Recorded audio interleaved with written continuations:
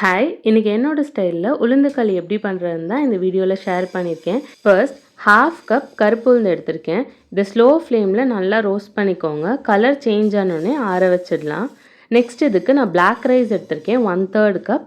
இதையும் ரோஸ்ட் பண்ணிக்கலாம். பாப்கார்ன் மாதிரி இப்படி வெடிக்கும்போது நீங்க ஆஃப் பண்ணிடலாம் போதும். இப்போ இதையும் ஆற வச்சுக்கலாம். இது கூல் ஆகுறதுக்குள்ள வெல்லப்பாகு காய்ச்சிக்கலாம்.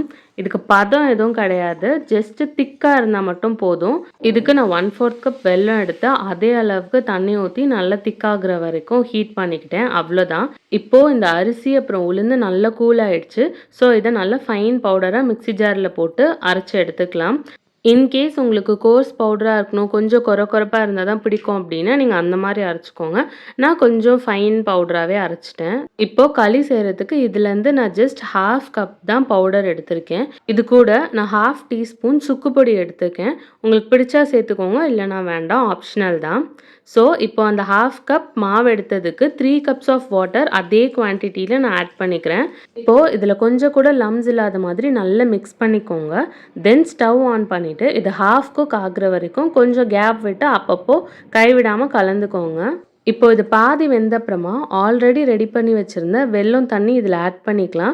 நான் கொஞ்சம் திக்காக இருக்க மாதிரி பண்ணியிருக்கேன்னு சொன்னேன். ஃபில்டர் பண்ணிவிட்டு 1 கப் சிரப் எனக்கு கிடச்சிருக்கு. ஸோ டோட்டலாக இந்த 1 கப் மாவுக்கு 3 கப்ஸ் வாட்டர் அப்புறம் 1 கப் வந்துட்டு இந்த வெல்லம் சிரப் வந்து நான் ஆட் பண்ணிக்கிறேன். இன்கேஸ் உங்களுக்கு கருப்பட்டி கிடைச்சா நீங்கள் அதில் பாகு பண்ணிவிட்டு அதை ஆட் பண்ணிக்கோங்க. அது இன்னமும் டேஸ்ட் நல்லாயிருக்கும். எனக்கு கிடைக்கல, ஸோ அதனால நான் வெல்லம் தான் ஆட் பண்ணியிருக்கேன். சுகர் சிரப் இந்த களியோட நல்லா பிளெண்ட் ஆகுற வரைக்கும் நல்லா மிக்ஸ் பண்ணிக்கலாம். இப்போது இதில் நான் 20 ml நல்லெண்ணெய் ஆட் பண்ணிக்கிறேன்.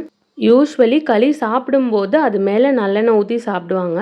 பட் அதே நம்ம இது வேகும்போதே அந்த எண்ணெய் ஊற்றிட்டோம் அப்படின்னா அது குக் ஆகி வரும்போது அந்த டேஸ்ட் இன்னுமே டிஃப்ரெண்ட்டாக இருக்கும். ரொம்ப நல்லாயிருக்கும். இப்படி பாத்திரத்தில் ஒட்டாமல் நல்லா ஹல்வா மாதிரி வரப்போ ஸ்டவ் ஆஃப் பண்ணிக்கலாம்.